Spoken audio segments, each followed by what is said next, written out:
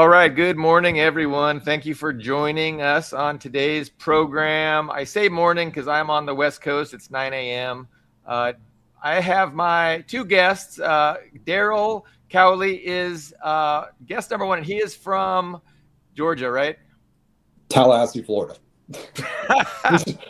Tallahassee, Florida. It is noon in 12:09 p.m. in Tallahassee. Aaron Good, where are you streaming from? Everybody knows Aaron Good.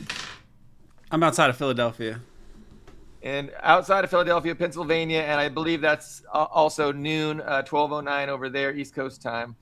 So I just want to thank Aaron. He is our expert guest today. He's got many books. He's got his own guest. I hope you're familiar with that. But the way in on is that's too bad. So our topic today is who controls America.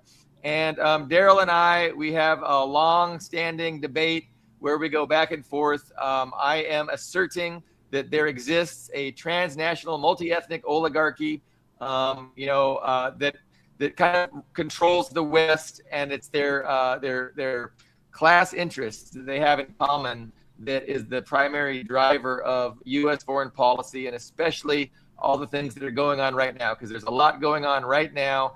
And when we try and understand why that is, I argue that the framework of liberalism that only looks at nation states and ignores the idea of class is just an incomplete and conceptually weak approach, because the framework itself determines that you're never really going to be able to understand the class dynamic. And I think the class dynamic is very important.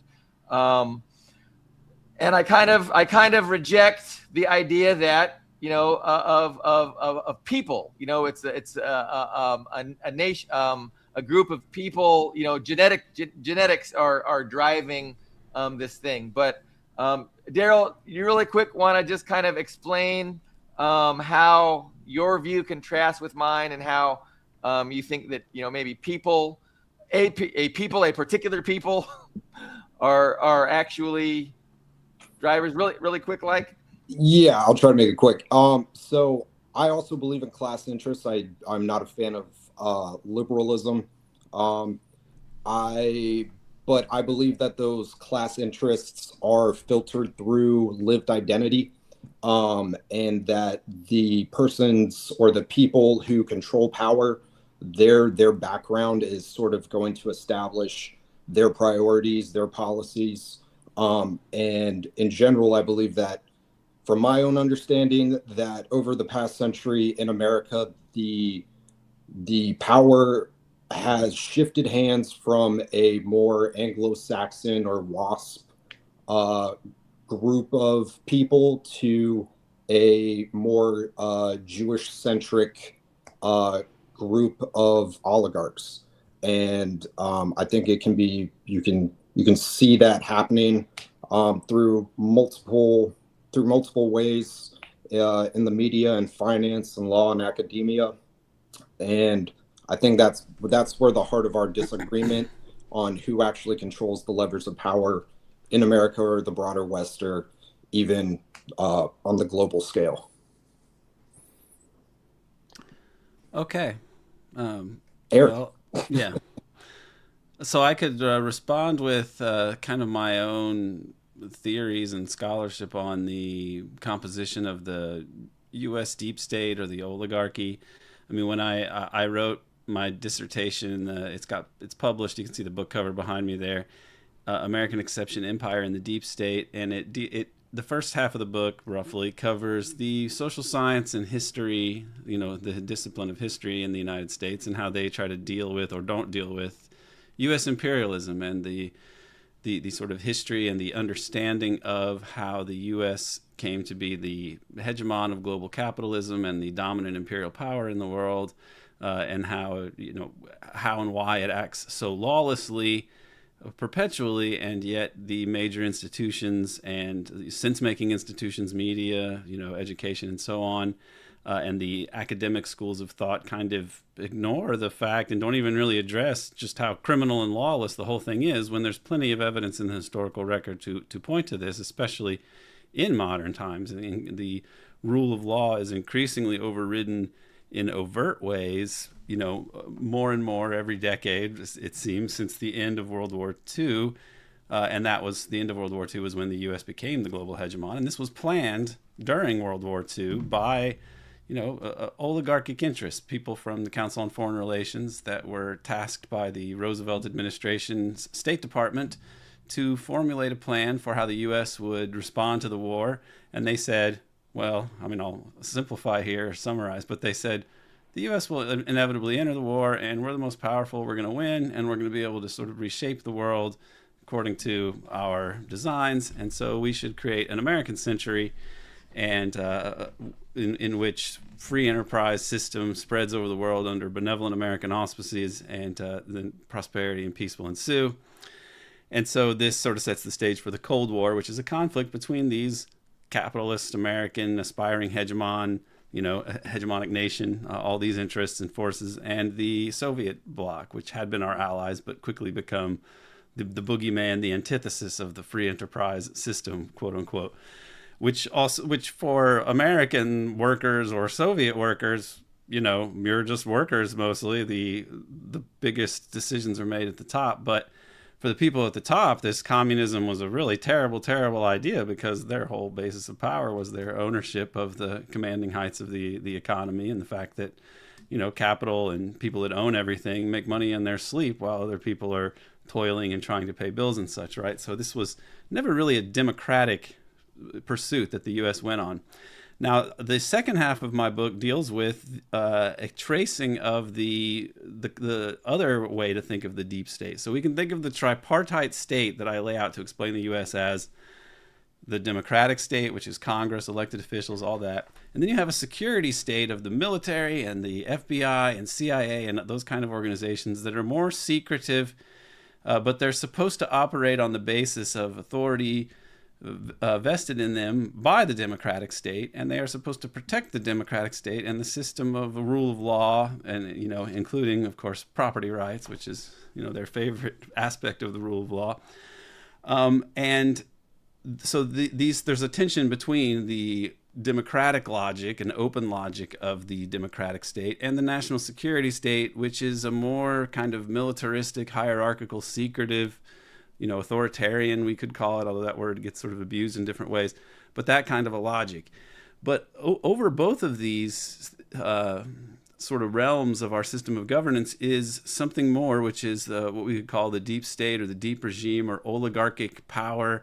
And it determines the composition of the democratic state and of the national security state in different ways. So you have not only the corporate power of oligarchs who can fund both of these parties, but also once these people are in office, the oligarchs have the ability to determine who they're going to appoint to head the security services, to head the CIA, head the FBI, et cetera, et cetera. So you can't really just look at this as a function of, the democratically elected politicians, and then, there are some bureaucrats also who are not quite elected in the national security state, and then somehow between them policy gets formulated. That leaves out the biggest, most powerful actors of all, which are the oligarchs who really dominate the whole system and civil society, the media, and they have all the money in the world, essentially, and they're totally invested in this system. Now, by the end of World War II, the structure of the U.S., your major corporate powers, you have Standard Oil, the oil industry, you have all these old robber barons, corporate titans, but you have something else that emerges in World War I and World War II, and in the Cold War, which is this military-industrial complex, which is another source of power and money. And it does depend on war-making and perpetual war and the preparation for war. And this became a fundamental pillar of how the U.S. organized its economy and the global economy, in part because they needed Europe, especially, and East Asia, to remain on the U.S. side and not neutral in the Cold War. And one way to do that was through military alliances, cutting off all trade with the communist bloc, and massive military expenditure on the U.S. part, which helps to control the flow of dollars around the world and kind of made the whole system work in a sense. And the system this dollarized system had elements of fairness in it, in that the U.S. dollar was pegged to gold. So if the U.S. spent too much money abroad, like if American businessmen just bought up, the all the oil companies in some country using dollars, then that country could demand gold, and then it would sort of drain the U.S. Treasury of gold. So there was like some way to control the behavior of the U.S. from just saying, hey, we control the dollar, we can go out and buy anything we want because we have infinite dollars. They didn't quite have that. It was a slightly more fair system that you could at least sort of justify and explain by saying, we're not just able to print all the world's money out of thin air and then you guys have to take it. It's a little more fair than that. Now, they wreck that system in Vietnam, and then you get this new dollarized casino system. And I think a casino system, which is the post-Bretton Woods system, the petrodollar treasury bill standard, we could call it that, right? That's existed since the 70s, but it really got fully consolidated in the 80s after the debt shocks and the oil crises had solved the problems of the Vietnam era that had resulted from massive U.S. over deficit spending. Okay, they just say eventually in 1971 they say, we're not going to give you any more gold. This is your problem. We'll figure out how to deal with it. And then these oil shocks hit, and then that money gets loaned to the third world, and you get these debt crises in the 80s.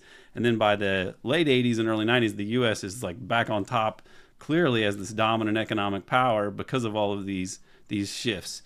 But underlying all of this is something that I write about in American Exception, but I didn't fully understand as much until after the fact, which is probably for the best because I don't know that it would have helped I don't think it would have helped me to get published or to have gotten past to have gotten out of the political science department maybe, even though these guys were good guys. This is more radical, which is the power of the underworld is really huge, and it's intertwined with the national security state. When I say the underworld, I mean organized crime. And it's intertwined with the national security state even more than I had realized, even though I wrote about that a lot, which was a very radical and unusual part of my dissertation in the first place. A lot of this, the best work for this comes from Peter Dell Scott, who is a dear friend of mine and a mentor and a collaborator, co-author at times, and really I don't see how he was able to do all the work he did without the use of internet research tools and so on. Go back and read like Deep Politics and the Death of JFK and think about trying to do that kind of research without the internet. And the guy is Peter is just a genius with really with nobody else who can compare to him. However, after I had these different experiences, like really it was working for Obama in 2008 because I worked for his political campaign. I grew up in a political family of Democrats, and I thought Obama would be elected and he'd prosecute Bush for the illegal Iraq war and the illegal torture and everything else. And when he turned out to be so bad, it really radicalized me and made me look at the criminality that you can just get away with in the U.S. And that's what started me to write this. Now, you fast forward a few years later, and David Talbot, who we were discussing earlier, he is working with RFK Jr., and he asked me to join up with their super PAC. And so I worked for them for a while because RFK Jr. he was a capitalist and he was a Zionist, and I didn't agree with either of those two things. But I also believed that the state of U.S. politics was such that no one was going to attain the presidency unless they voiced support for Zionism and capitalism. But he did say, and he opened his campaign off saying that he was going to end the U.S. empire and it was time for the U.S. to be a friend of the world like his uncle wanted. And in my opinion, the empire is the main contradiction in the U.S. It's actually out. It's not really in the U.S. national interest anymore because it's so untenable and just counter to everything that's developing in the world and what would make the world a better place. And if the U.S. tries to hold on to its position on top, it's just going to be bad for the U.S., right? So I could tolerate and handle and accept the fact that RFK Jr., as he was running originally, was the best that we could do. But then over time, it became clear that he was just a thrall to Israel and Zionists, and that he was basically a sexual blackmail thrall. I had different reasons to believe that there were other possibilities to explain why he was doing what he was doing, including the fact that it was made clear to me, or it was expressed to me, that he actually supported a one-state solution personally, and yet he would never say this. And I now think that he meant to sort of send me that message through an intermediary so that I would stay on side. And but the more things that came out, even actually there's a YouTube video of two of his close friends basically admitting that this came out maybe a year ago, that he is being sexually blackmailed by these people, and that you just can't talk to him about this issue. So I don't have any doubt that that's what happened. But seeing that made me think, like, God, this is, or realizing the magnitude of this, because David and I, especially me, mostly through David, because I didn't really have RFK's ear, but David did try to talk to him about this, changing his Israel position, and Jeffrey Sachs did as well. And so we tried to move him because this was the only chance to have not Biden or or Harris, who's just the same as Biden, or Trump, right? And so we stuck with him. But eventually, I end up quitting. David doesn't quit, but David has a stroke, so he's sort of. And I realized later he needed the money really badly, so that may have impacted his decision there. Because David and I were actually planning to write 2 books together before he had his stroke. And one of the books was going to be on the RFK assassination of 1968. And the other was going to be on how Israel took over the foreign policy of the United States. So David, has a stroke and is still around, and he can understand things, but he can't speak or write. And so he's more of an observer now. But and I really miss David a lot. And maybe he's listening to this. So I hope so. I hope he's still taking all these things in, even if he can't contribute much. But these 2 experiences working with Obama, Obama is just like, look, this is the gangster enterprise, and it's bent on world domination, and this is a horrendous system. You need something more radical. And then the empire needs to be destroyed. And then RFK Jr., who says he's going to confront the empire, and that's what he's running for. But in reality, he's just there. I think he's just there to help Trump get elected from the beginning. That's what I surmise about the whole campaign now when I look back at it. He was there to get Trump elected because Trump was Israel's guy, and that's why Trump needed to be elected. And that seems to be the main special interest in the U.S. that you can point to that would be unhappy with the Democrats to some extent and really want Trump. And which is disturbing because the Democrats are very much like, we look at Joe Biden and what he did in the Gaza genocide. It's like this guy seems to be owned by Israel, and yet Trump is even more so. And I do think the Epstein things are a part of this story, as a lot of people do. What are the chances they were best friends all those years, and Epstein's job is to compromise powerful people using pedo blackmail networks, and yet somehow Trump never did anything that would be compromising in all those times? I don't find that very plausible. So I don't think it's the only thing that explains it. Trump is an egomaniac, and there's a lot of people that'll make a lot of money from the corruption of his administration. But the Zionist angle seems to be really huge. And it made me go back and look at a whole lot of other things and a whole lot of other history. And what I surmise about what happened in the history of U.S. foreign policy is that, and my book only went up to Ronald Reagan's election. So I didn't cover Iran-Contra in detail, although I mention it, or the 9/11 era in detail, but I've studied it elsewhere, written about it elsewhere, and know a good bit about it. What happens is, I believe, is people should go back and read Deep Politics and the Death of JFK and look at the crime syndicate and look at how the investigation into JFK's assassination, which took place in the 1970s, the second investigation. And he writes about how corrupted it was and how the chief disagreement about, or the chief conflict maybe with Robert Blakey, is how you explain the mob in the U.S. and that this idea of Italian mafia really isn't credible. And that the real issue is how you deal with Meyer Lansky and his role in this. And I didn't understand this when I read this the first time, in part because Peter doesn't really explain it very well. But the key thing to understand is, like, this crime syndicate is really, it's not a mafia, like an Italian mafia with these Italians at the top, doing Goodfellas, Sopranos type things. It's a multi-ethnic crime syndicate, but this Lansky element of it is the decisive one and then the most powerful one. It is protected by the Federal Bureau of Investigation, the FBI, Hoover's FBI. It's protected by the Federal Bureau of Narcotics, headed by Harry Anslinger. And it is also protected by the most secretive aspects of the CIA, which is like James Angleton, who would intervene to keep Lansky from being investigated at different times. And they used his assets as for assassinations and so on. So this seems to come up again and again in these deep political events in the United States, these strange conspiratorial things that actually do shape history and redirect foreign policy in different ways. Like the JFK assassination has enormous consequences for for world history. You have Israel is allowed to acquire the bomb, and they're allowed to take over Palestine under LBJ. You know, that's when they launched this preemptive war, unprovoked war, and they conquer these territories and they start colonizing them. And now we're still seeing that today. And the JFK's plans to wind down the Cold War are scrapped. He wanted, JFK wanted nuclear disarmament. He created an institution to work for full disarmament eventually. Like, he really did take some steps that are pretty amazing if you look at them. He even wanted to he was the only presidency to really go after the mob in a serious way, meaning he went after the Vegas crew to an extent, and he went after the Teamsters.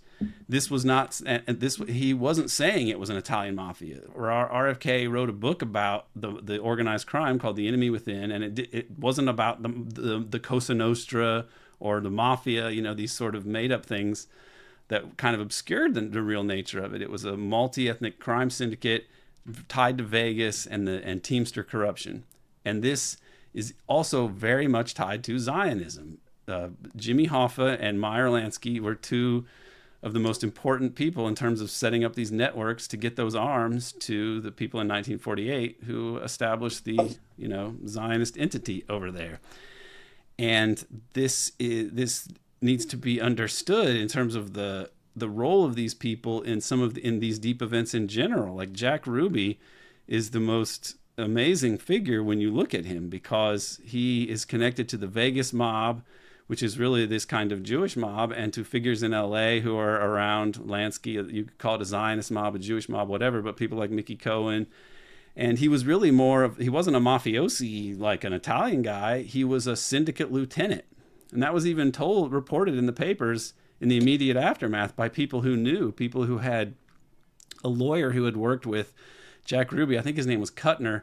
And he had worked with him in the, I think the McClellan committee or the Kefauver committee, one of those two. And the deal was apparently that, like, Ruby would inform on Chicago if they gave Dallas a clean bill of health. So Ruby he works as a part of this national crime syndicate, and his role in Dallas was to handle the fix with the authorities over the drug traffic. So when they put Ruby in prison, what really makes this so instrumental to the cover-up is that you can't really investigate Ruby, because Ruby is tied to the national drug traffic and the monopoly on the narcotics traffic that Meyer Lansky and the Vegas mob control. Vegas itself is founded in 1946 or so, essentially the modern version, and it was created by Meyer Lansky in order to launder the drug money from a drug connection he had set up in Mexico City with this guy Harold Meltzer, so that they could launder all the drug profits. So Lansky wasn't just based in Cuba, he was all over the place. And the Las Vegas is essentially a headquarters for drug money laundering under the guise of casino operations, because those make so much money and they have so much cash coming in that it's the perfect place to launder drug money. And this is a big part of economic activity in the United States. In fact, it's one of the most lucrative in terms of the profit margins.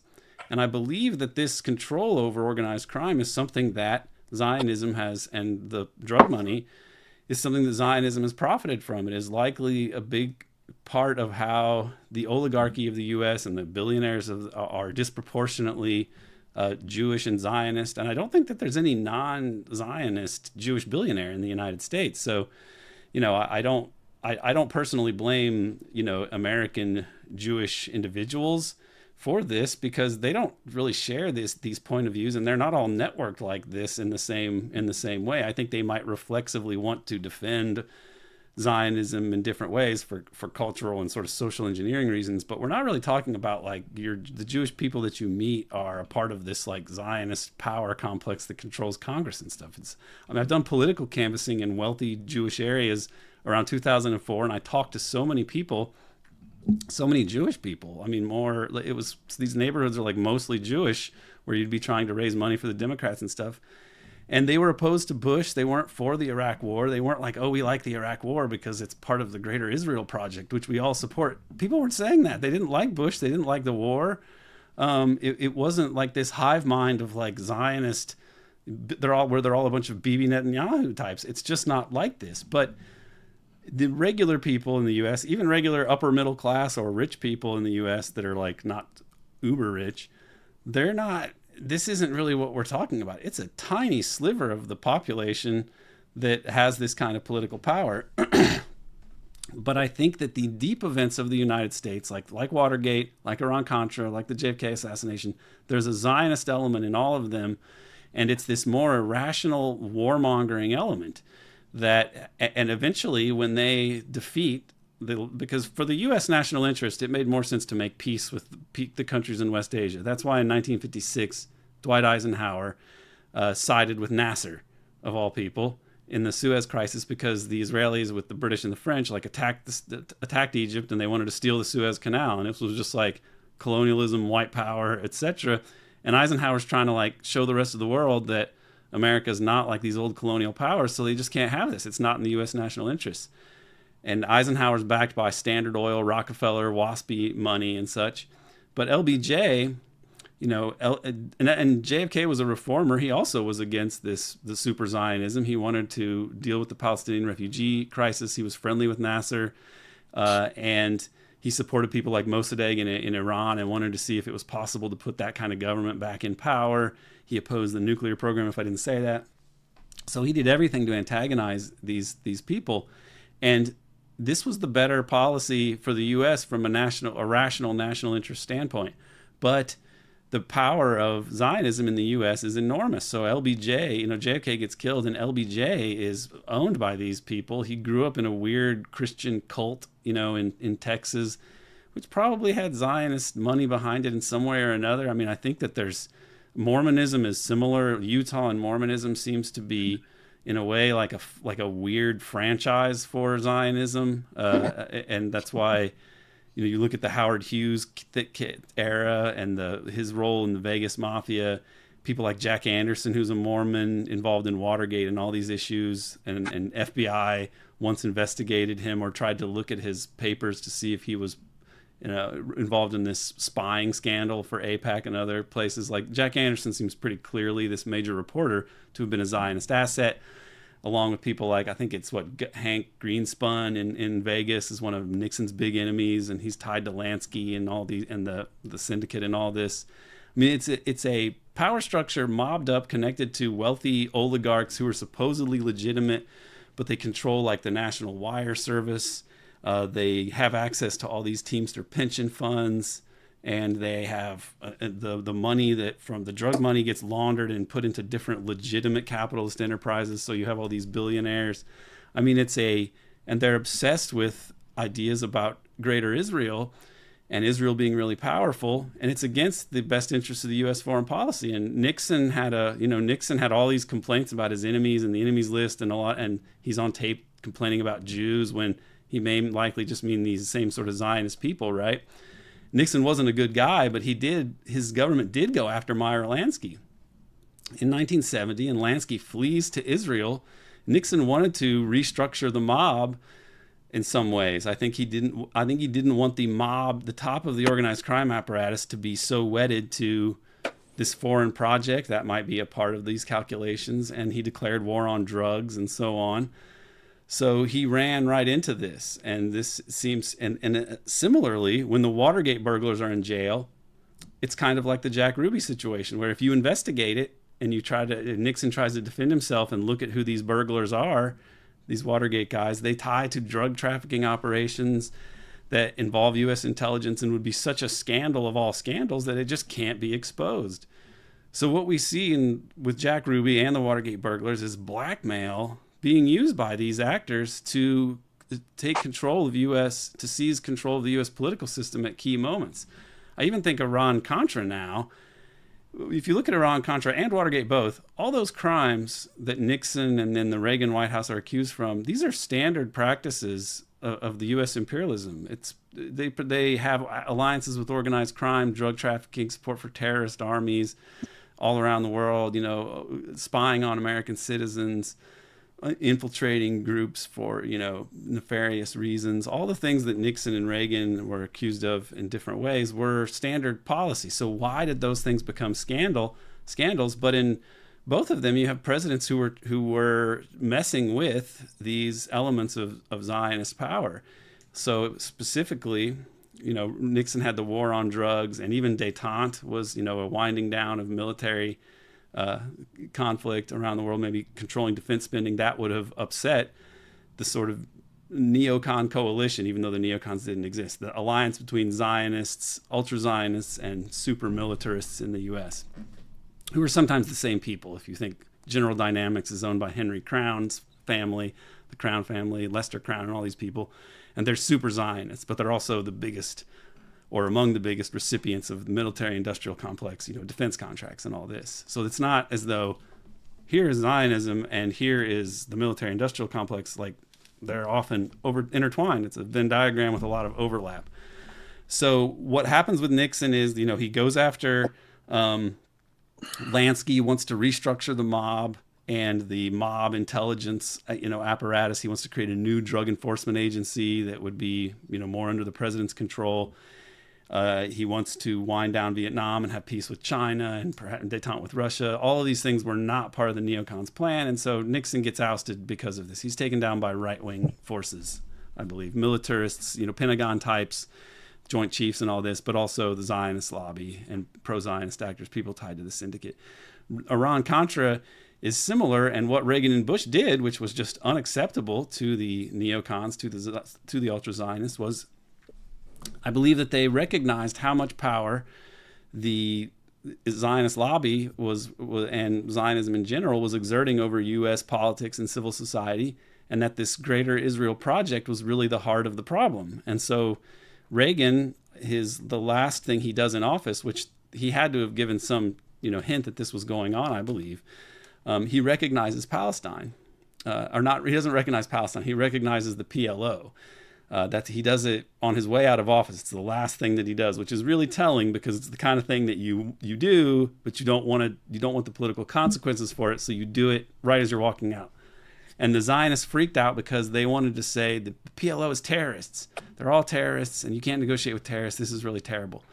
But this really was, they needed them to be terrorists so that they could justify not negotiating with them. It's really a problem if the PLO denounces terrorism and agrees to essentially a two-state framework, which they did. And that became a big problem. So H.W. Bush continues this, and Reagan had seen like what was happening in Lebanon as a problem, and he told Israel just to cut it out, stop slaughtering people in Lebanon, sort of like today. It was not in the U.S. national interest for these things to be happening. Now, when H.W. Bush becomes president, he sends his Secretary of State, James Baker. Bush represents like oil money, really. He kind of straddles the world between Texas, cowboys, militarists, and so on. But really, Connecticut, Yankee, waspy guy, that's really the Bush family at that point. I mean, for most of it, W. Bush is an outlier for different reasons. But H.W. Bush, with support of people like Barry Goldwater, an American conservative icon who was himself Jewish, who was saying at the same time, Israel's out of control. We need to pursue the U.S. national interest, and we need to tell Israel we're not giving them any more money until they negotiate a Palestinian state. And that's just what H.W. Bush attempted to do. He sent his Secretary of State to AIPAC in May of 1989 to tell them it's time to once and for all abandon the idea of Greater Israel. This is it's a barrier to peace in the world and to U.S. foreign policy, et cetera, et cetera. So that's very categorical language. He's not avoiding the issue. He's not saying, one hand on the other hand. I mean, he's not totally throwing down the gauntlet and saying one state solution. He's saying we need a Palestinian state to deal with this issue and diffuse it.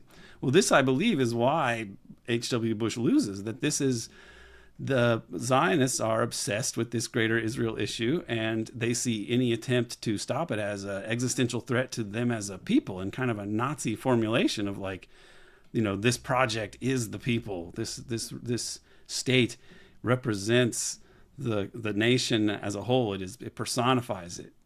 This is a fascist formulation, really, of the state as the embodiment of the nation. This is like one of the hallmarks, essences of Nazism, which is why, Zionism, when you break it down, really is a form of lowercase n Nazism, because it's blood and soil ideology, Untermensch, that you have to exterminate, master race, it's all like chosen people, greater Israel, children of Amalek, seed of Amalek. It's the same thing. Like it's uncanny. So this is a real fanatical ideology. So you have a whole lot of scandals, the Iran-Contra era, but also the exposure of BCCI as the CIA's main bank.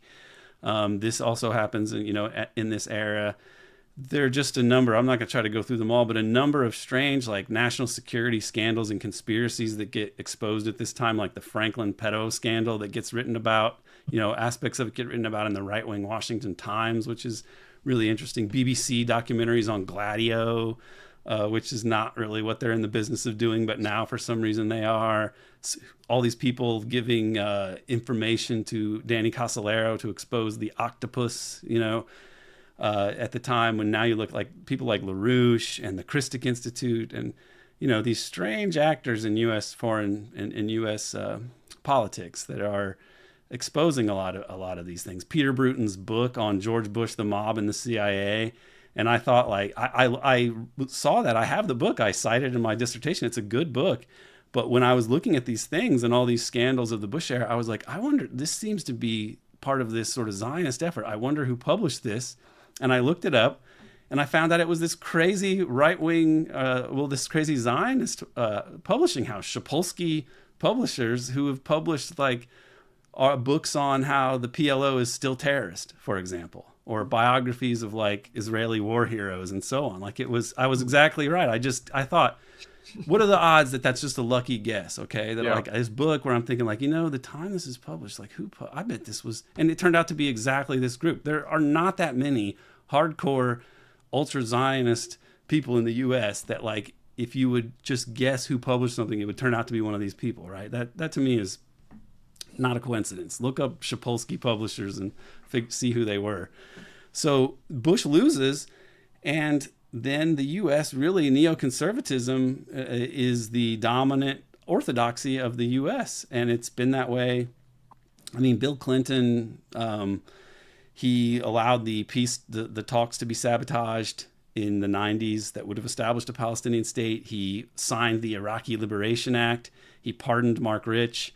I suspect that the Monica Lewinsky thing was really a kind of Epstein operation, whether it was literally Epstein himself or just other Zionist neocon actors. I don't know, but it seems like that so fits the profile that, it's very likely that's the case, in my opinion. And then W. Bush takes over, and you've got the Project for a New American Century Manifesto, the Clean Break Manifesto. They spell out these different things of what they want to do. The Clean Break one is commissioned by Bibi Netanyahu and written by people like Wolfowitz and Pearl, I think, and Scooter Libby might be one of them, David Wormser. But all these Zionist neocons, and they are spelling out exactly what they're going to do. They want, forget that the Clean Break is a break with the peace process, meaning they're not going to participate in Land for Peace in any way. They want Israel to transcend all of its neighbors in the region. So they want Israel to be the dominant power and just kill all its enemies. And ultimately, this would mean you'd need to confront Iran and destroy Iran. So they've been saying this for like 30 years, like on the basis of policy papers. And then when W. Bush takes over, I know this from people who know the Bush family, H.W. Bush believed the reason he lost in 92 was because of Israel. And W. Bush believed that he would get a second term, unlike his father, if he made Israel happy, more or less. And that seems to be what happened. Now, by around 2006, 2007, it's gone. The Iraq War has gone badly, and yet there's pressure for an attack on Iran. The neocons are trying to do this. The establishment in the U.S. fights back.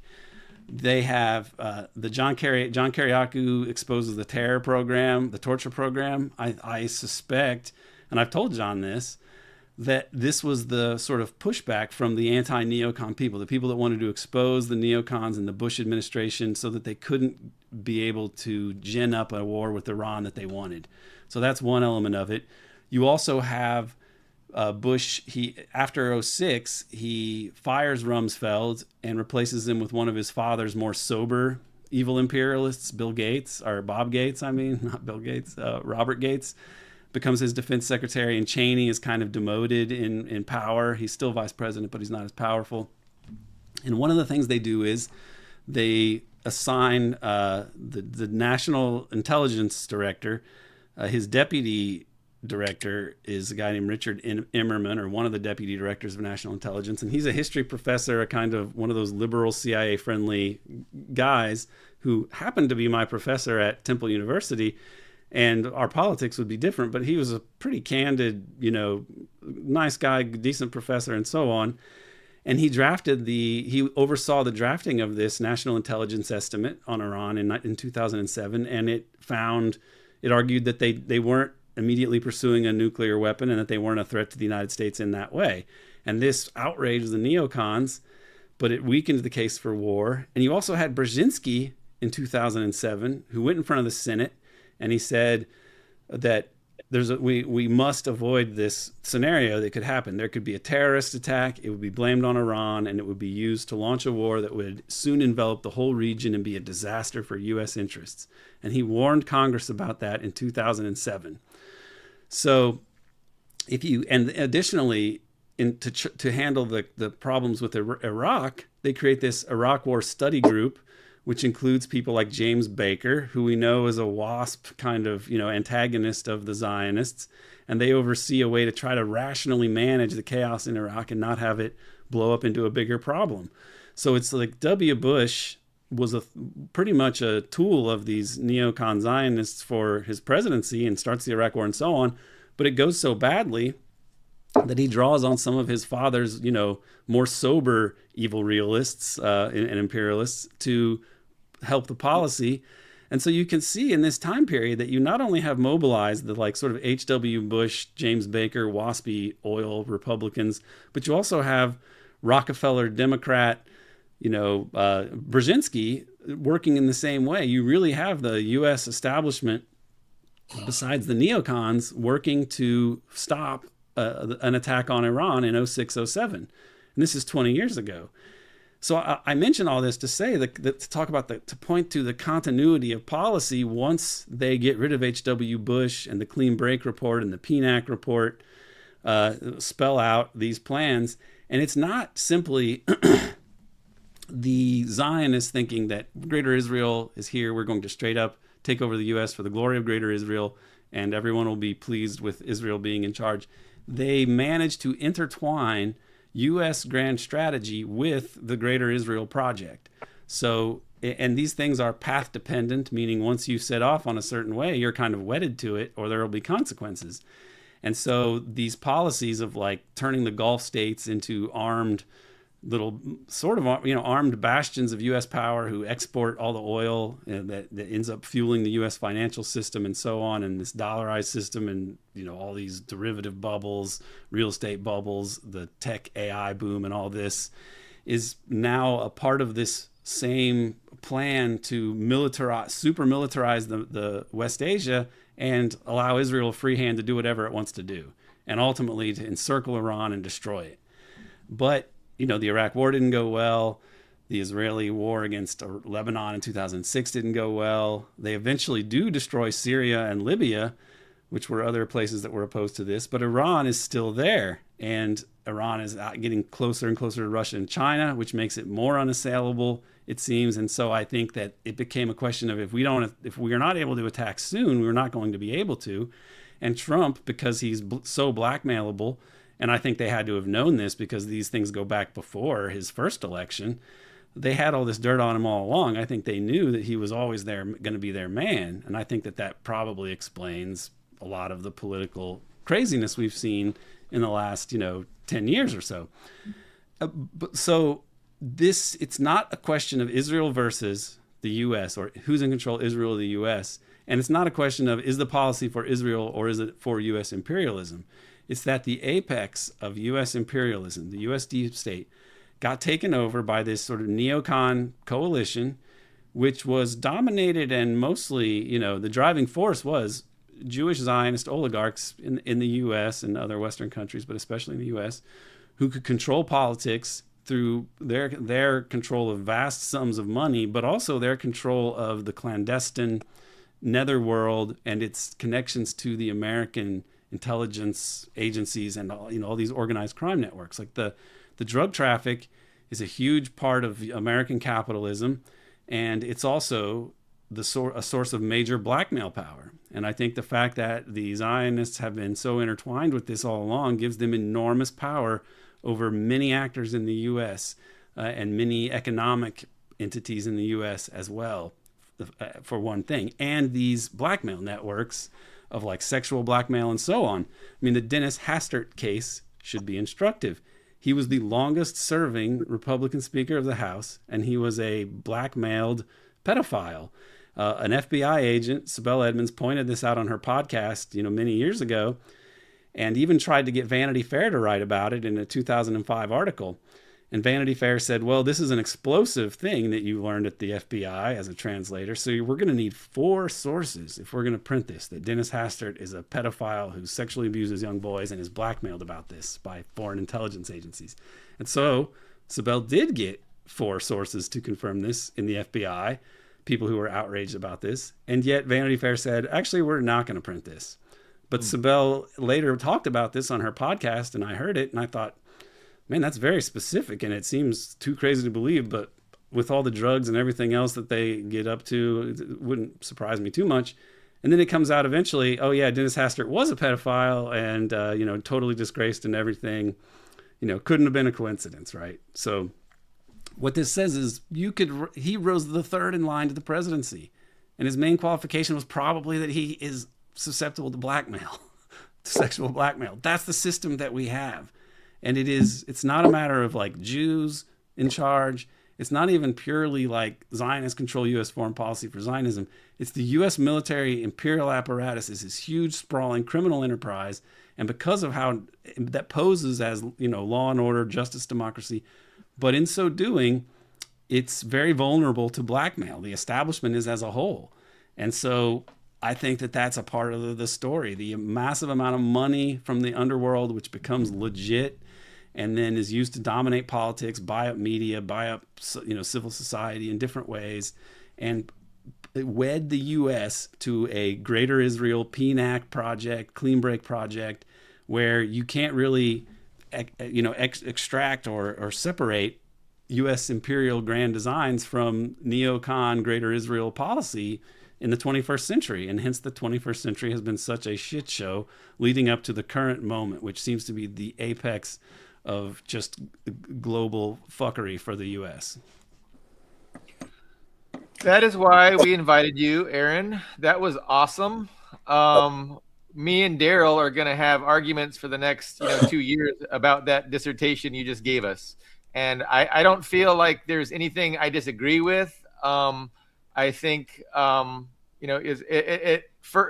in my opinion, what you just said, correlates correctly and coincides with, my own worldview and how I describe things. Whereas, who controls America? It's the ruling class is a multiplicity of factions, innumerable factions with overlapping and competing interests. And they have a process for figuring out strategy amongst themselves. And so the American people pick a side. They pick a side, these dominant factions like, oh, we're for this faction, we're for this faction. That's, you get Democrats and Republicans. But, what doesn't enter into that discussion is, of course, what is in the best interest of the working class, right? So that's what gets missed. And so that's kind of my approach. And when I describe the ruling class as this, innumerable overlapping factions that fight it out for control over policy and strategy, blackmail enters into that. The underworld enters into that. So you've just really, given a lot of, flesh to the exoskeleton, the framework that I kind of, run with. But Daryl, what are your thoughts?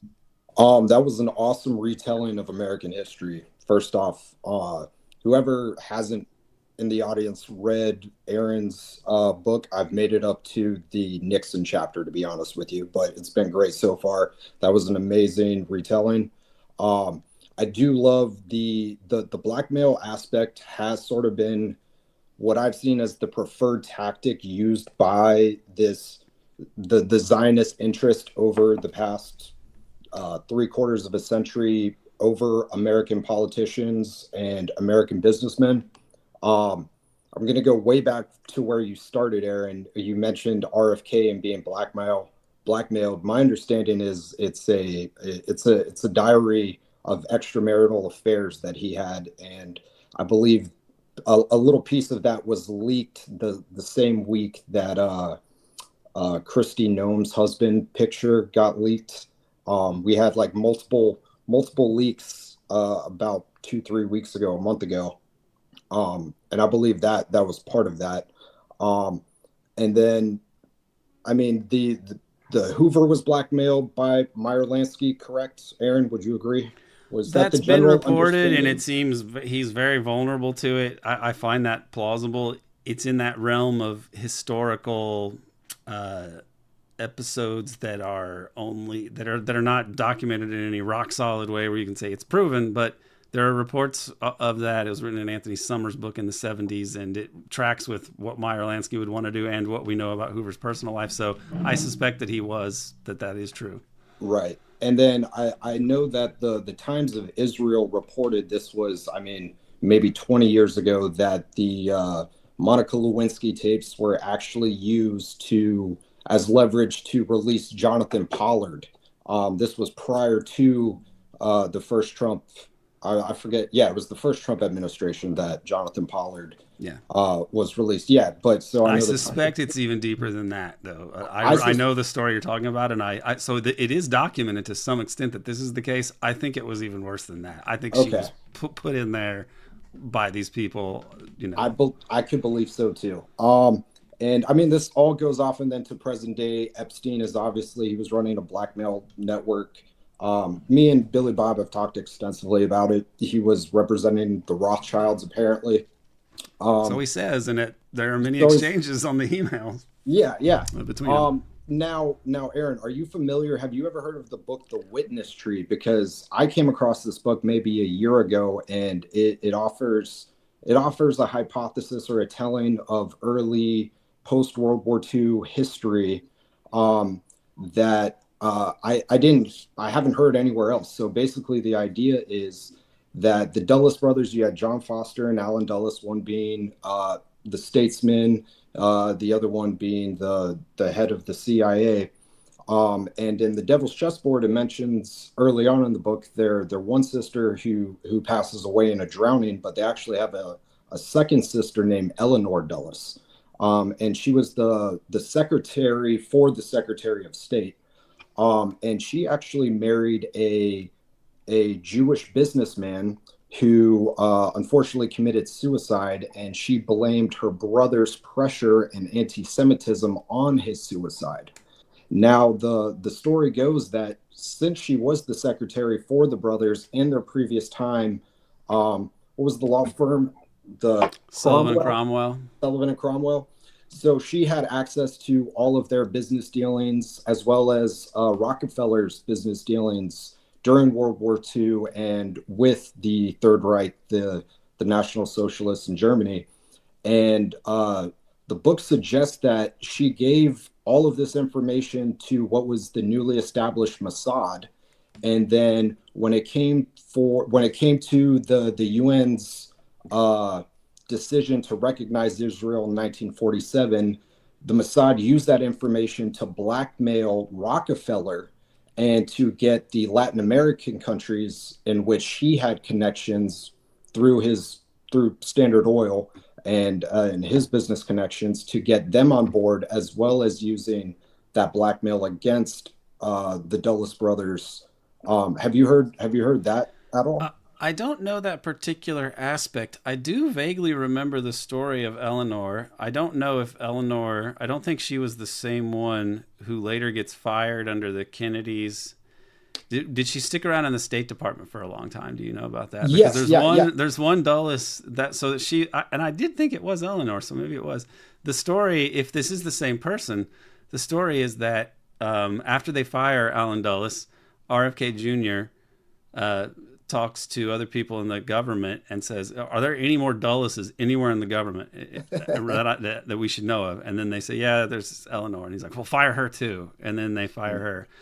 So now, as far as that goes, I'd like to go back and look at what he wrote, what David wrote about it. Did he doesn't write anything about the blackmail angle, but somebody else does. Who's the author? Are they a person who's written other things? Or are they more one of those people who just writes about Israel and Jewish power and stuff? Because that makes me a little skeptical in a sense, but it doesn't mean they might not have good information in there as well. So the question is, which of these facts can we say are facts, and which ones are speculative?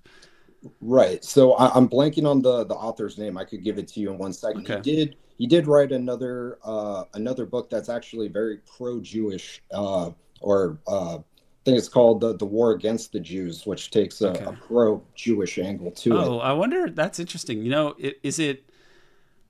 I think I know the guy you might be talking about. He used to be a U.S. attorney, if it's who I'm thinking of. Yeah. Well, but his name escapes me now. But usually these names come back to me, and I remember him. But I think might know the guy you're talking about, and he's an interesting dude. I don't know. Loftus, maybe. Is it somebody named Loftus? Yes. Is that it? I knew it was these things. I usually think like, who is the dude? I can't remember. And then it comes to me.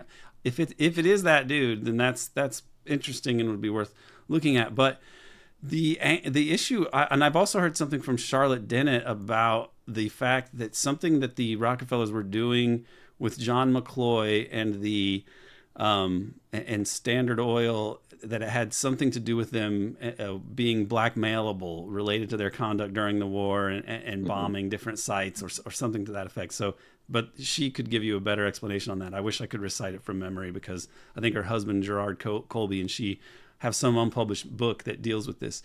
But on the issue of the Rockefellers and blackmail and these the dealings with the Nazis, you know, the blackmail and the scheming of the way that they designed some of these plots is mind-blowing when you think about what they did with Ruby and the blackmail that he represented built into the plot, where it was really like, you do something so brazen, it's so suspicious to use this guy, and yet he cannot be investigated. Yeah. And similarly, they don't want to look to, the people believe that they don't want to look much at Oswald in Mexico City, because that could lead to nuclear war. So there was a nuclear blackmail angle built in there. There's a drug angle built into the plot with Ruby. Furthermore, the use of George de Mohrenschildt may have, as Oswald's handler in Dallas, he ties back to Standard Oil dealings with the Nazi regime in Vichy France. And Greg Polgrain, who's along with Peter, but even more focused on this issue, Greg Polgrain is an expert on Indonesia in the 1960s and the 50s, Sukarno's era, essentially, and Sukarno's end with the 65 mass killing of 1 million, 2 million, 3 million peasants. We don't even know how many that the CIA orchestrated and abetted. But what Polgrain says, and this is a bit of a rabbit hole, but to me, I find this not necessarily, I'm not convinced about it at all, but the logic here is so wild that it amazes me. Polgrain believes that in the 40s, when they were investigating this, there's a time where de Mohrenschildt just disappears, because he had been part of this Standard Oil selling, doing business with Vichy France, who then sold oil to the Nazis, and it was a big scandal. And it was being investigated. And over that time, de Mohrenschildt just vanishes.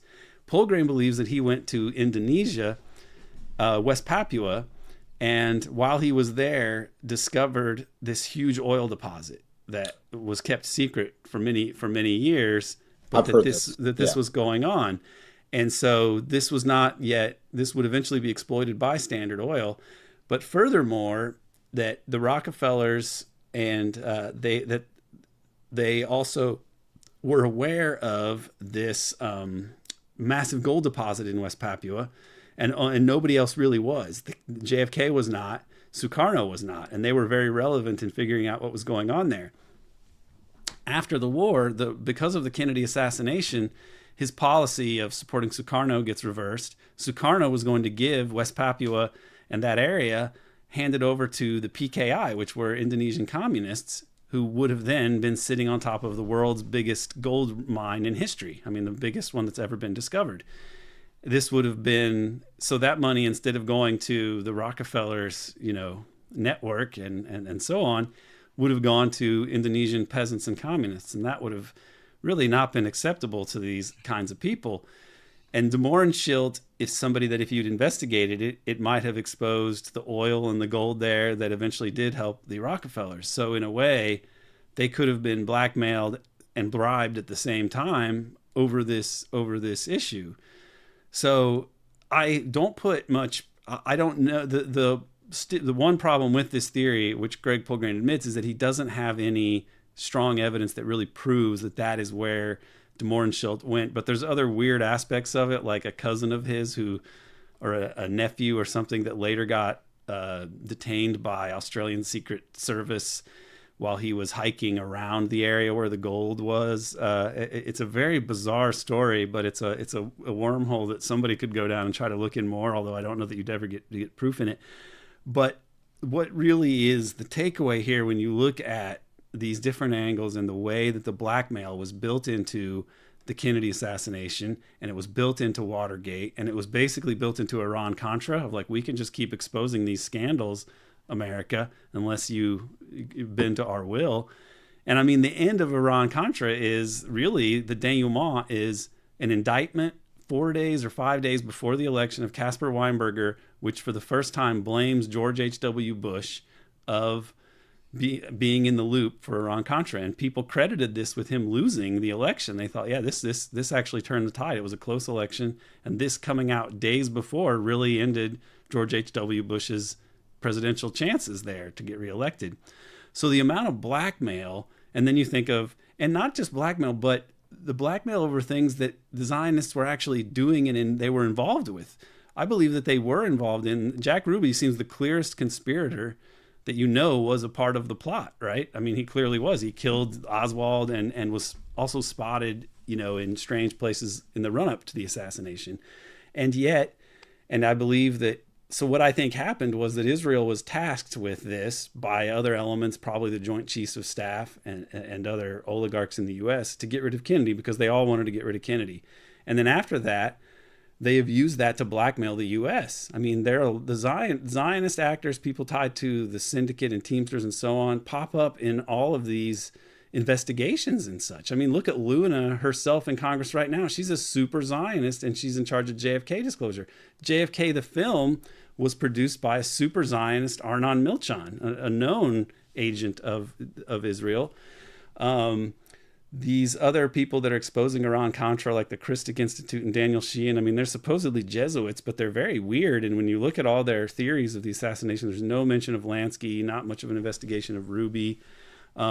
Nixon obviously is being blackmailed over syndicate type things and drug arrangements, but the Israelis are all involved in that, and yet they're still using it to blackmail them.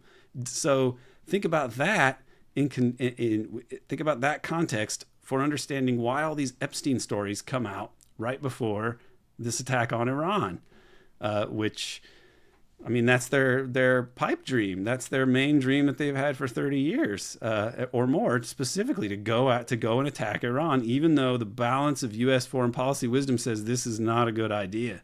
This is not a good idea. This could be a disaster. Two thoughts. I want to get. I know your time is short, Aaron, and you're just, there's so many things to discuss. You need to give us 4 hours, but really quick. Number one, I'm just kind of reminded about, there was like 60 pages that were photocopied during the Trump Russiagate. Remember the Russiagate hoax? And one of the senators, the most powerful senators, I forget which one it was, photocopied 60 pages and gave it to his girlfriend reporter. And again, that was too big to touch. So the media didn't investigate that because this was, a big senator. But this seems like blackmail going in the opposite direction, right? Like if Trump is for Israel, those opposing Trump were engaged in all kinds of dirty tricks, but they were also using that same tactic of using one of the most powerful senators that they knew was untouchable, and they couldn't ever take down this senator.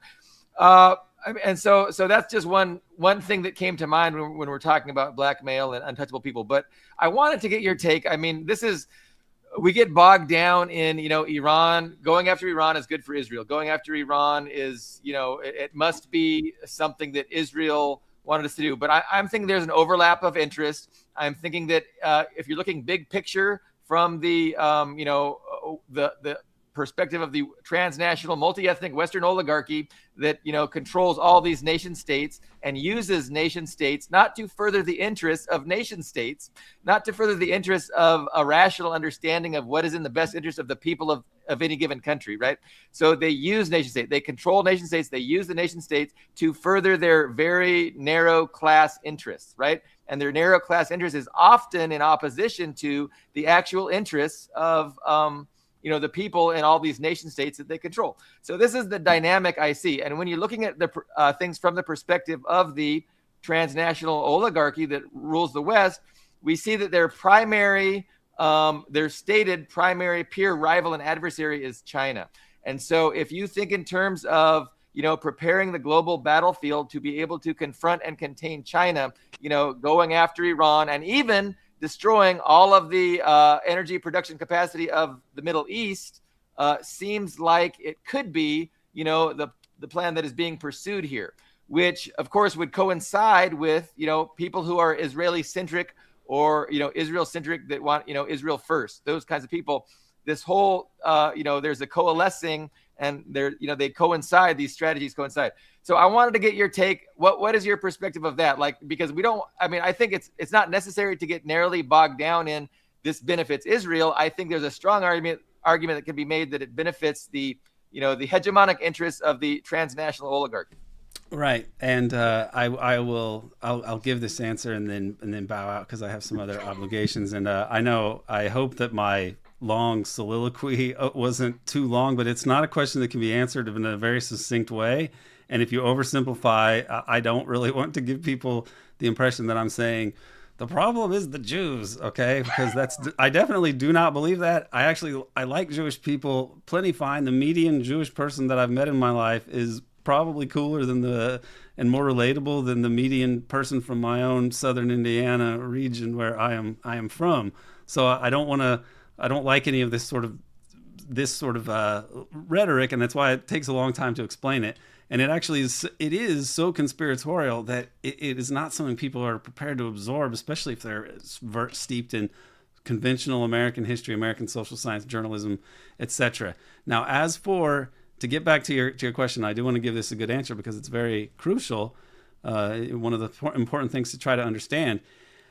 What was the alternative that somebody like H.W. Bush would have been pursuing? It certainly was not the totally peaceful, lawful internationalism of like that JFK and Dag Hammarskjöld seem to be wanting to move towards. So how were they attempting to both establish a Palestinian state and manage the global capitalist project that the U.S. has been in charge of? And so you have to go back and think of like, what would they have done differently? What would have been the rational imperialist thing to do? And I think that when you look at the population of West Asia and the oil resources of those countries, which are important in terms of, fueling the global economy and such, and industrialization, you would think, well, rather than trying to transplant these white people from Lithuania and Ukraine and Poland into this little colony that'll be this genocidal, Nazified entity that can somehow kick the ass of everybody, the 150 million people in West Asia or whatever, why not just turn Iraq and Iran into client states where we allow them to be prosperous enough in this dollarized system that they become wedded to this dollarized system, and they have enough development in their own countries to keep their population satisfied, not revolutionary, because people don't want revolution unless they're really suffering, because that's what gets you die. You risk dying. It's got to be pretty bad for you to think, I'm going to take up arms against this regime, right? People are just not revolutionary by nature. You could have managed these things and even managed their nationalism by making their nationalism be something that worked synergistically or complementary with the U.S. economic system and could allow some development. So I think that what's going to happen is the people that are saying this is in the interest of the U.S. imperialism and so on, And I believe that this is going to be shown not to be the case, that it's actually going to be detrimental to the U.S. empire, and that the U.S. empire has squandered its hegemony and lost its power because of the wars it's pursued in the 21st century as a result of these Greater Israel neocons essentially taking over the apex of U.S. foreign policy. So I don't believe that it is.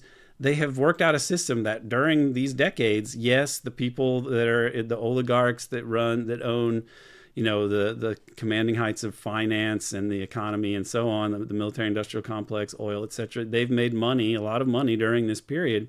However, they have killed the golden goose of U.S. hegemony, and this will redound to the benefit of China ultimately, unless they can pull a rabbit out of their hat and somehow create enough disaster that they emerge on top. But even if they do, it doesn't mean that the strategy isn't basically what I was saying. I don't see how they're going to be able to emerge on top after this. But if they do, I mean, sometimes bad guys win. So I still believe that it was the reason that the H.W. Bush, Rational, and Brzezinski, which is Republican and Democrat really, that the reason their rational evil foreign policy of imperialism didn't it didn't play out, and as a consequence we get this other crazy Zionist evil version, which is irrational and really Nazified. So I would say the U.S., a short way to say it is that the creation of the national security state and the U.S. decision to go for global empire made the U.S. regime covertly fascistic. Like they didn't really believe in the rule of law. They believed in imperialism and dominating the world for corporate interests and protecting capitalism from any sort of socialism. That's fascism. But it was not Nazification. By the time when the Zionists really take over the apex of U.S. foreign policy in the mid-90s, I think that the U.S. went from being covertly fascist to covertly Nazified.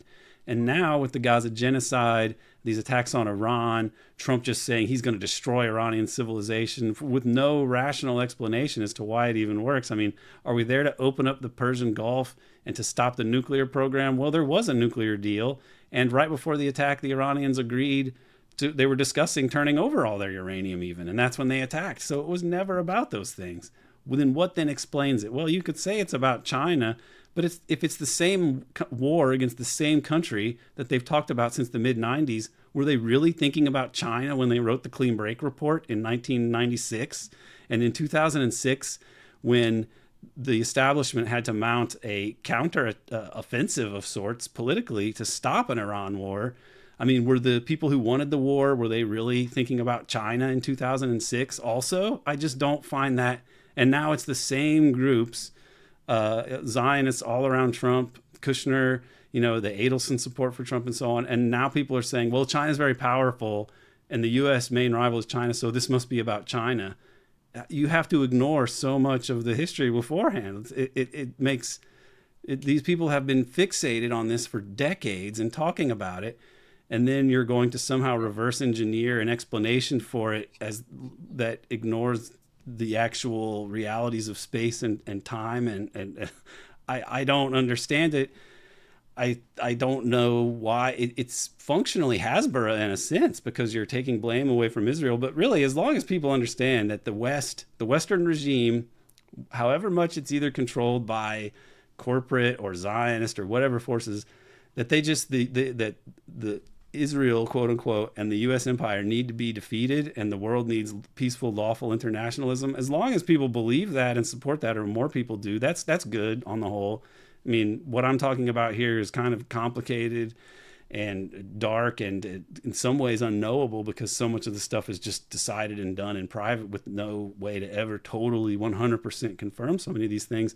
The main issue is anyone who is a thinking person who cares about morality or ethical concerns in any way should be completely opposed to the U.S. regime and its quest to dominate the globe forever.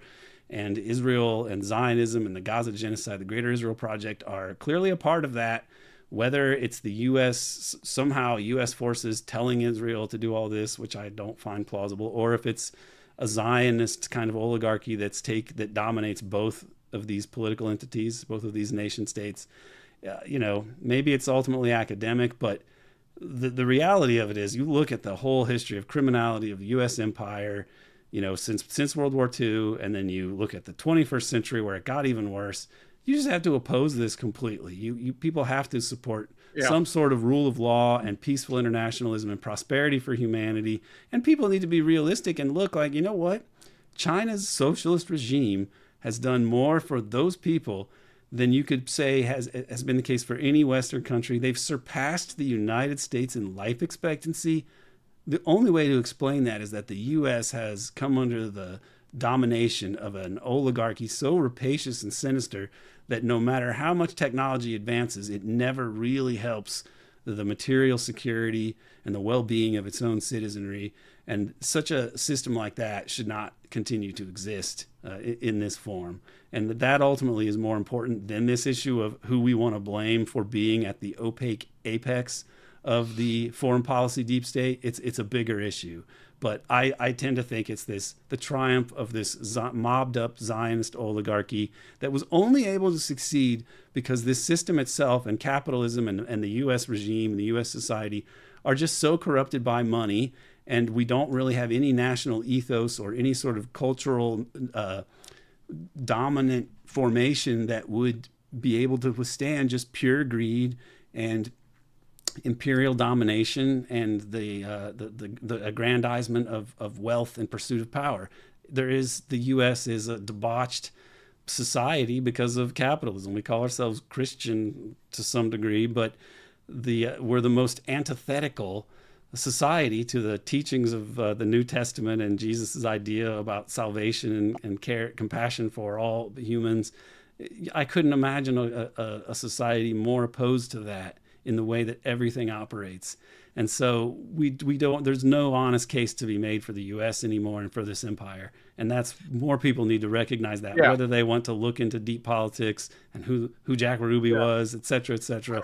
We're just the villains and we need to be defeated. And we don't have any power at home. So all we can really do is cheer on foreign adversaries who might defend this, the most dangerous political entity that's ever existed in human history, the Western Empire of the 21st century.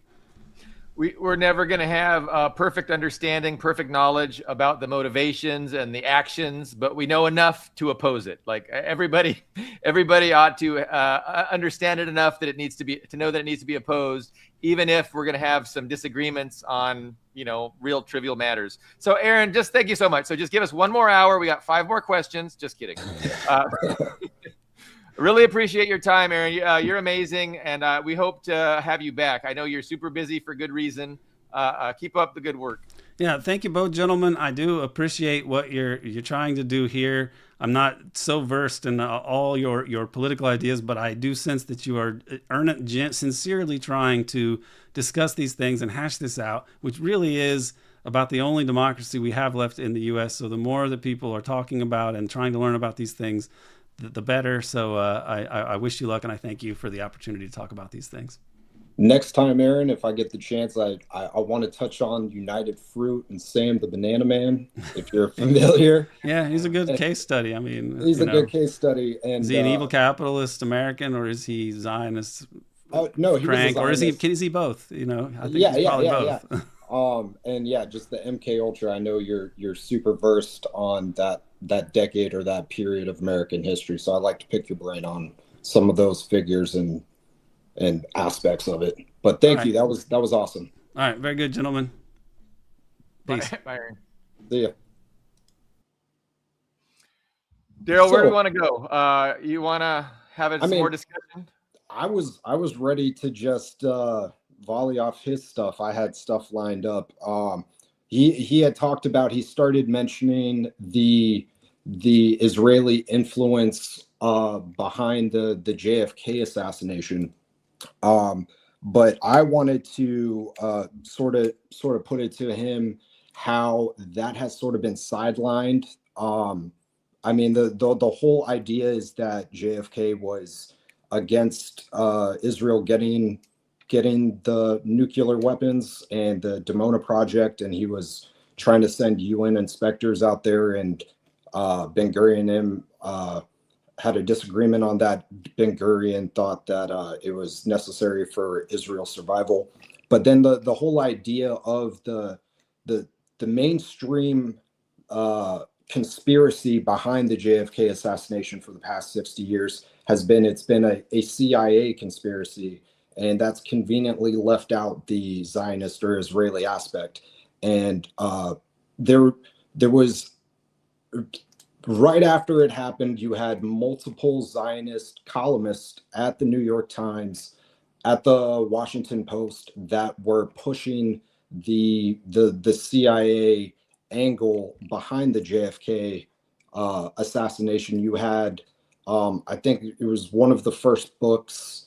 I think it was like Mark Levin, not the Mark Levin we know today, but a different Mark Levin. It was called Rush to Judgment was the book, and that was basically a CIA conspiracy behind JFK. And then the next JFK conspiracy book that came out was titled Coup d'etat in America, and that was another Israeli American. So as far as that narrative goes, who was behind the JFK assassination, Zionists have dictated that and sort of pushed the CIA angle, leaving the Israeli angle behind. And that's something I just wanted to go off what Aaron was saying there. But then to go to the end of his little speech there, was he was speaking how America doesn't have an ethos. It doesn't have, we call ourselves Christian. We're not really a Christian nation anymore. We were at one time. And he was making the argument that the neocons, the Zionists, have now effectively controlled our foreign policy for the past couple of decades.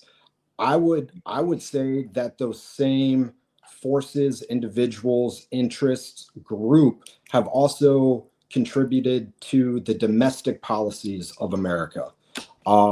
And they've not only, I mean, the neocons, I don't want to repeat what we've already discussed before, but they came about by, their godfather was Podhoretz and Irving Kristol, and was basically came about from the New Left's rejection of Israel. So they start a whole new movement called neoconservatism. So neoconservatism, by definition, is Jewish or Zionist, however you want to look at it.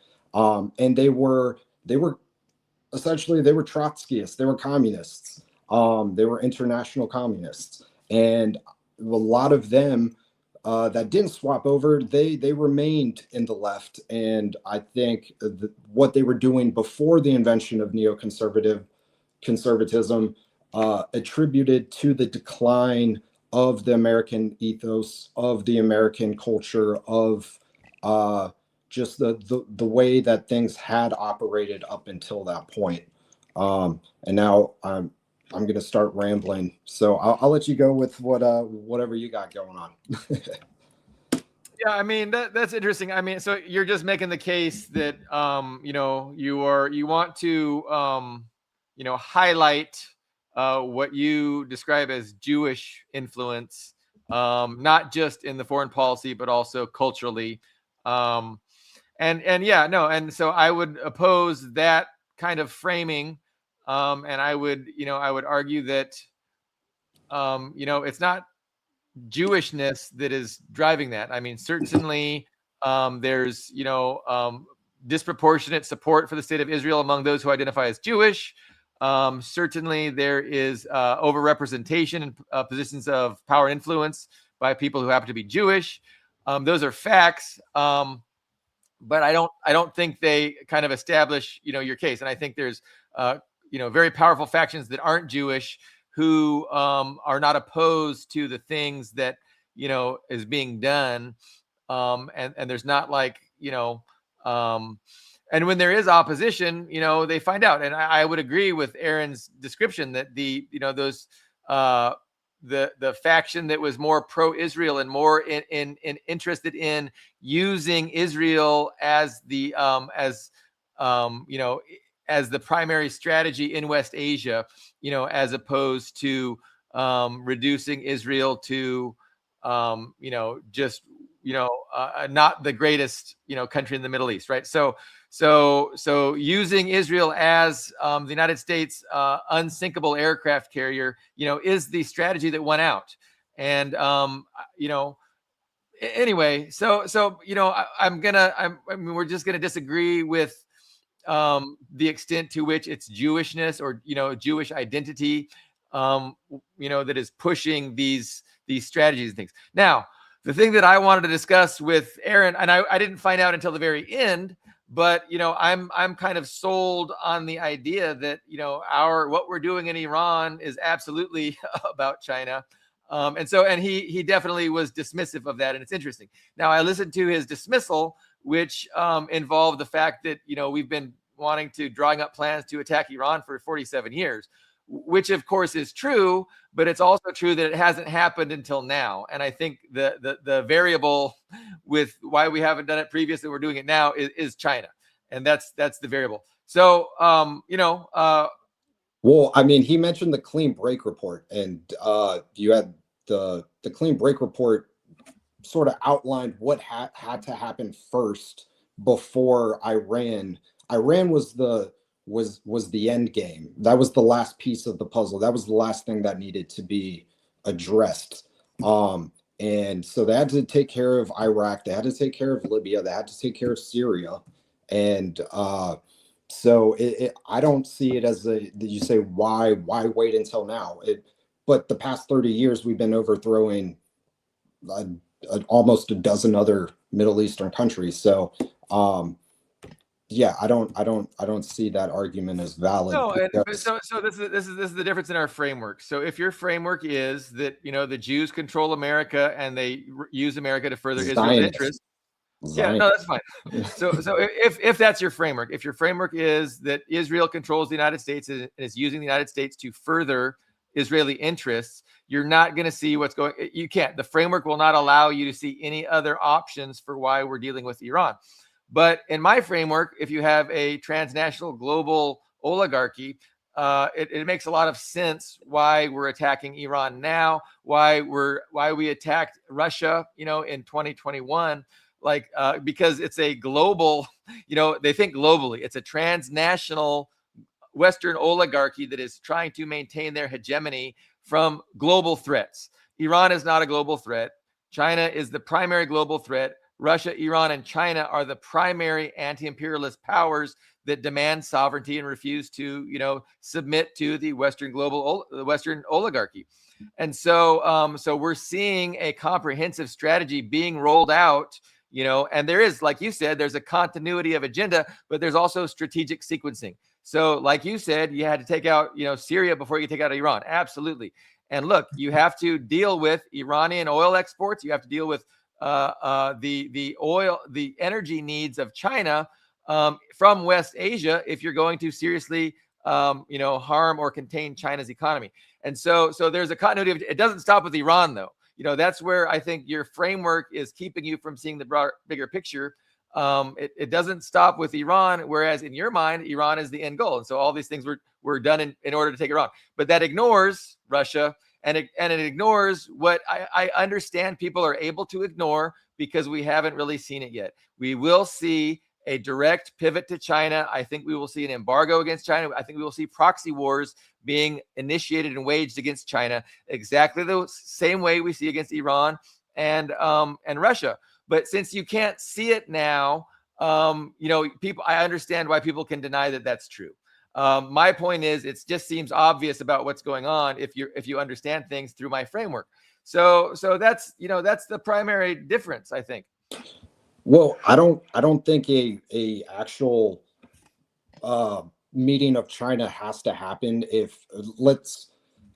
So far what we've done is we've depleted all of our weapon systems, whether it's through Ukraine or whether it's through helping Israel and Gaza or the direct war with Iran. So we're all out of weapons. Okay, the USS Abraham Lincoln's out of commission. All of our crap's all over the place. We've totally decimated the dollar. Chances are the petrodollar isn't going to be isn't going to be here to stay much longer. Okay, so what are we basing our dollar off here? I mean, I'm pretty sure Fort Knox is empty. There was an Epstein email that said that Fort Knox is empty. So we're no longer going to be the global superpower after this Iran war, and I don't see us actually overthrowing Iran. I mean, I see as this is a way to sort of just, I mean, So destroy America. Yeah, yeah. I hear I just hear confusion with my perspective. So let me just summarize what I'm saying is happening here. So I'm thinking that, long ago the oligarchs have decided to destroy the energy production of West Asia, right? So we haven't seen it yet. We've seen it, we're getting there. We're getting to the point where the Gulf states and Iran are not going to be able to export their energy around the world. So this is the plan. It's going to be to engineer and manufacture an energy scarcity, a global energy scarcity. And then there's going to be a Western monopolization of the global energy that's left. So the United States is going to, be able to control Canadian, Venezuelan, Mexican, and United States oil and natural gas. And this will be the only game in town because we're going to destroy other energy resources, around the planet. We're going to destroy them. So we're going to create this artificial scarcity, and then we're going to have a monopoly. Then we're going to weaponize that monopoly, and we're going to force everyone to buy our energy at exorbitant prices, or they can suffer. So this is the plan. I'm not saying this plan will succeed, right? But I'm just saying that, when you see what's going on, it doesn't make sense. And you described to me what you think I was saying, like it was just clear that you didn't understand what I was saying. So this is what I'm saying is that, we're moving towards, a global economic collapse on purpose, collapsing global energy markets, collapsing global energy resources, destroying them, so we can monopolize what's left. And then we're going to weaponize that monopoly. And that's how the United States is going to maintain their hegemony throughout the rest of the 21st century. So, I mean, this is the plan as far as I can tell. And, I get that maybe a lot of people disagree with that. I know a lot of people agree with that. Richard Medhurst did a great 30-minute, documentary kind of discussing specifically what I just described. And he goes into much greater detail. But we'll see. That's why I really think that we will bomb Iran again. And if we don't bomb Iran, I think there's a countdown right now where their oil wells, will have to turn them off. They'll have to turn the pumps off, and that'll have a catastrophic effect. So by all the experts say that when you shut down an oil well, you can't just turn it back on.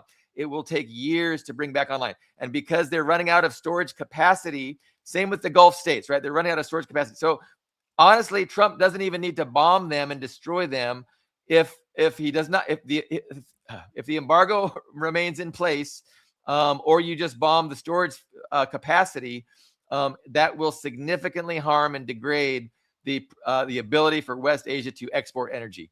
And so again, I think this is just part of the plan, and it's not Israel centric, right? You can't understand this if you're thinking in terms of Israel and Zionism. You have to understand a global, transnational, multi-ethnic oligarchy, Western. They're Western. They're not headquartered in Asia. They're not headquartered in Africa or South America. They're Western, the United States and Europe.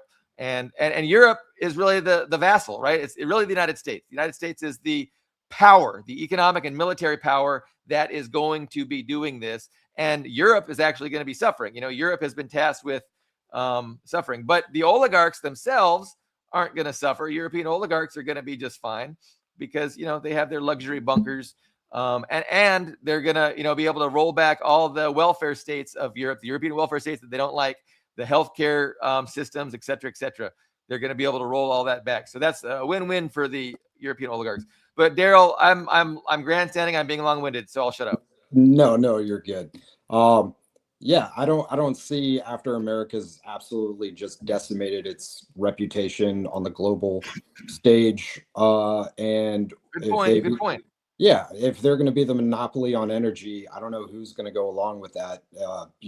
Your hypothesis is like they won't have a choice because we're the only suppliers of oil. Right. But I mean, shit, why wouldn't everybody get together and say, let's go take out the U.S.? That seems like a suicidal plan, even though, I mean, a lot of the stuff that we do seems not really well thought out or in the interest of the average man. But Yeah, I think it's a failing plan. It's a plan's going to fail, but I think it explains things. But you know, if I'm wrong, you know, we're not going to see West Asian oil collapse, which we'll find out in a couple of weeks probably. We're not going to see a real pivot to China. We're not going to see an embargo of China. We're not going to see proxy wars being waged against China. So if none of that happens, I'm wrong, dude. And so that's the good thing. Like I'm telling you what I think is going to happen, and I'm making real predictions that we can observe. And so, yeah, no, I am fully happy to admit I am wrong, but again, I just don't think so, because it explains exactly what's going on better than any other framework, in my opinion. You know? yeah, I mean, can you tell me, is the Strait of Hormuz open right now? I lose track. Is it? I haven't really been paying attention to Middle East developments over the past week. I've been super busy. So, what are anything over the past week? Any discussions, negotiations, anything along those lines? So because the U.S. is maintaining its embargo and declaring an embargo, Iran is maintaining also its embargo. So the U.S. is saying no Iranian ships are going to pass, and so Iran is saying, well, no Western aligned, no Gulf aligned ships are going to pass. So there's a double embargo, and again, this is going to cause a shortage of storage capacity in that region, which will have catastrophic effects. So Trump is talking about, hey, time's on my side. They're gonna fuck themselves if they don't submit to me, if they don't acquiesce to what I'm saying. They're gonna get screwed, because they're gonna lose all of their energy exportation capacity, which is their whole economy. So they want to do that. I don't think they do. So time's on my side. So that's what Trump's been saying in his press conferences. And the U.S. continues to maintain, this embargo. Now, I've heard that the embargo is more like a sieve. Like most of the Iranian ships continue to pass the embargo, and they go to China. But I don't think we're done here. I think there's, a lot to happen. Israel was threatening yesterday that they're expecting a green light to start bombing again. So that would be totally in line with, my prediction that they want to just destroy the production capacity of West Asian oil to implement this grand strategy of, energy scarcity and monopolization, by U.S. control. So that's the latest. I don't know what the plan is. Are they going to initiate bombing again, which would be catastrophic and just quickly crack? That would be a big escalation. Or are they just going to slowly tighten their embargo and cause them to have to shut down their oil fields because they can't export anywhere? And both of those would be catastrophic. I think the less volatile is going to be the second option. So I suspect the less volatile, the less this going to have the least consequences to the global economy and the stock market is going to be the second one. It is still going to be catastrophic. We're still going to see a global depression either way. Everybody already says even if there was peace in our time right now today, there would still be a global recession. So they are fucking the global economy on purpose, and I'm explaining why. Like, my framework explains why they're doing it, and it predicted it actually. Daryl, it predicted it 2 years ago. Oh, yeah. I was I wrote articles because I was so certain that this is obviously what's happening. And there's other people that agree with me, and so I've learned from them too. So it's but Well, I think we both agree. I mean, I'll just go off what we both agree here is that I don't think the Iran war is over. I think we can expect some major escalation still happening, major bombing campaigns if we don't get the nuclear option. We know that Israel's, they're always threatening that, at least just as a deterrent, saying, hey, if we go down, we're pressing that button. And we also agree that I believe this is leading to a global depression. And I don't think Americans are ready for that. I don't think that they're prepared or understand what that would really entail if supply chains go down. I mean, we saw what happened during COVID, and that was very minor compared to what the potential outcomes of a major sort of world war could produce. But I have about 5 minutes, so let me ask you: any hot takes on the White House Correspondents' Dinner shooting? Any hot takes there? No, you'd like it to be so obvious, and you'd like Trump to immediately blame Iran, right? But he didn't. He Right. didn't. So yeah, no, it's a weird one. I mean, is it just really one lone nut job that happened to be opportunistic and it just happened to be in this hotel when these things came together? Like, I don't really have any hot takes. I'm curious as to what it's all about. I'm anti-conspiratorial, and so, but who knows? Like maybe, what about you? Tell me, Daryl. Explain it. Well, then, if you're anti-conspiratorial, I tend to lean more pro-conspiratorial. I think it was a false flag for sure. There's Caroline Levitt said there will be shots fired. That might just be coincidental. Yeah. It might be coincidental. It might be coincidental that the shooter is pictured with an IDF T-shirt on, even though, I mean, it doesn't look like he has any ties to the state. It might be coincidental that I don't know. There was multiple weird things, but he was raising money for Ukraine, so he's was definitely he? not happy with Trump about. I've heard that, and so who Okay. knows? These are narratives that could or could not be true. Like the IDF could be a Photoshop, the IDF T-shirt, and then the Right. idea that he was raising money for Ukraine. So these things tend to happen, but no, I believe that both are, assuming both are true. It doesn't change anything. Well, I saw a bunch of influencers that, are you familiar with Influenceable? Okay, so basically it's a site where online creators, you can get signed up and you can get paid for promoting certain products or ideas or whatever. And it's Influenceable is actually, it's like very political. So a lot of the guys that have been exposed previously for taking money from pro-Trump aligned groups to promote whatever policy it is that they're trying to get out there in the public sphere. They all tweeted at the same time, "This is why we need a ballroom." And I would hate to think that a false flag was created to build a White House ballroom. And I'm not saying I believe that, but I just wish I wish our false flags, if true, we used to assassinate world leaders. Now, okay, I heard somewhere, and I really believe that when we talk about a ballroom, it's way, way more than a ballroom. Yeah. Right? No, it's like an underground nuclear bunker, right? That's Oh, my understanding. I'm not sure. I haven't heard that. I do know. Okay, no. So let me explain what. So and this is why it would make sense that it was maybe a false flag for the ballroom, because Trump really wants, or somebody really wants, and Trump is also on board. Just creating a huge underground bunker there where the White House is, and so it's way more than a ballroom. And so it's, and to such an extent that they want it to be protect them from a nuclear attack, or at least some kind of a missile attack. And so I could see a false flag. So if I'm right, like if what I'm saying is actually true, that it's it's more like a bunker than a ballroom that goes 20 stories down or something, then a false flag would make more sense. Gotcha. Now, yeah.